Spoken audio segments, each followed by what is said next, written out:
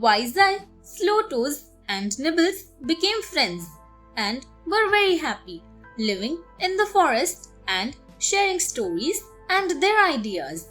One day, a deer with dappled skin came running through the forest where the three sat.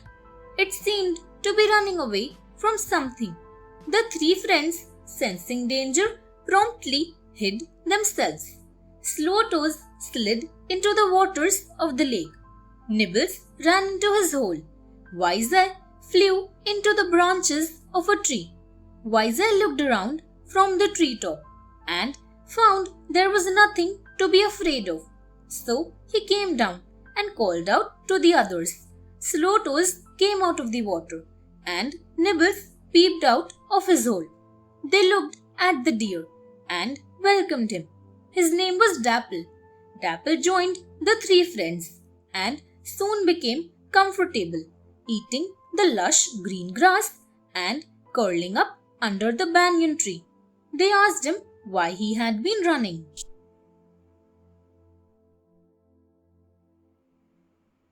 Prince of Kalinga, a hunter was chasing me, said Dapple, so I had to run away. I am glad to have found friends like you. Dapple had also brought some news that he shared with the others.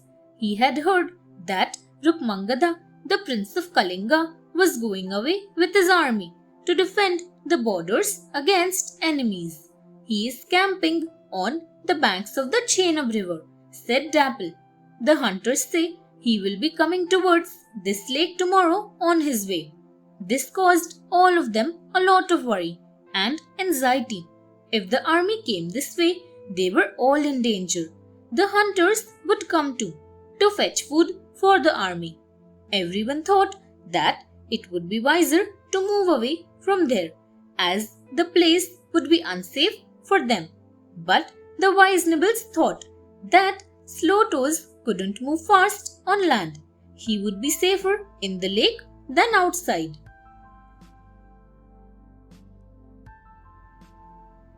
Discussion among friends. Staying hidden in the lake may be wiser and easier for Slow-Toes, suggested Nibbles. Why do you say that, Nibbles? Asked his friends. Isn't it better for him to also come away with us to another part of the forest? Slow-Toes cannot move fast on land, my friends, observed Nibbles. Trying to go across land, Slow-Toes is likely to suffer more, like the merchant's son. What is this about the merchant's son, Nibbles? Asked the others. It is the story of a merchant's son whose efforts were enormous but were wasted. You see that the results should match the amount of hard work one puts in, shouldn't they? But in his case, they did not produce results. That should have come after so much effort, said Nibbles. The others immediately wanted to hear it, so he told them the story.